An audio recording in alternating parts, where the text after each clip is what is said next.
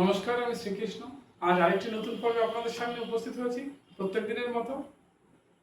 আজকে যে বিষয়টি তা হলো অনেকেরই অনুরোধ বলতে পারেন, সবারই একটু অনুরোধ থাকে।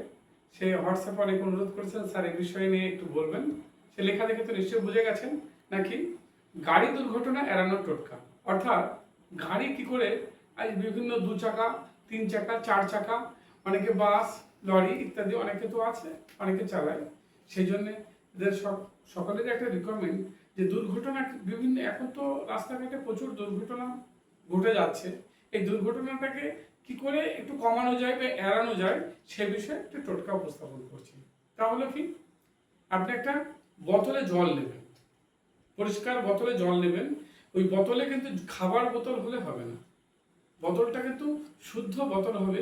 আপনি যে জল, 1 বোতল জল কিনে নিলেন, যে জলে আপনি এই জলটা ইউজ করবেন কখনোই সেই জলের বোতলের জল খাবেন না। কি করতে হবে না, একটা শুদ্ধ জল নিতে হবে, ওটা খাবার বোতলে নয়। যে কোনো জায়গাতে আপনি কলের থেকে নেন, কিন্তু ওটা ওই বোতলে মুখ দিয়ে কখনো কেউ জল খেয়েছে সেটা কিন্তু হবে। ওর ভিতরে কি নেবেন, একটু গঙ্গা জল নেবেন। তাহলে গঙ্গা জল নেবেন আর একটু পরিষ্কার জল নেবেন।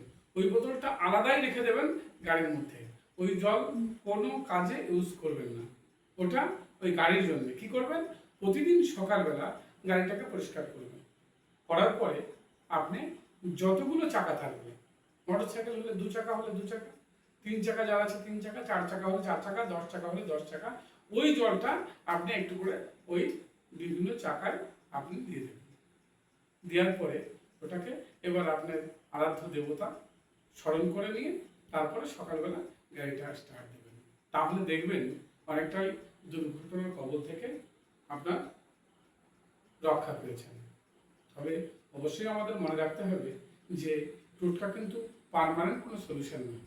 আপনার রাশি লগ্ন নক্ষত্র অনুযায়ী যদি আপনার কপালে দুর্ঘটনা লেখা থাকে, তাহলে যদি প্রবল আকার ধারণ করে, তাহলে কিন্তু অবশ্যই আপনার একজন অভিজ্ঞ অ্যাস্ট্রোলজারকে দেখিয়ে নিতে হবে। আপনি যারা গাড়ি ড্রাইভিং করেন, আমার মতে বলে অবশ্যই একজন অভিজ্ঞ অ্যাস্ট্রোলজারের সঙ্গে পরামর্শ করে আপনার রাশি লগ্ন নক্ষত্র অনুযায়ী আপনার ড্রাইভিংয়ে কতটা আপনার ঝুঁকিপূর্ণ সেটাকে, এবং ওর থেকে কি করে ঝুঁকিপূর্ণ আপনার ওখান থেকে বের করা যায়, তার জন্য পার্মানেন্ট সলিউশন তো আছেই।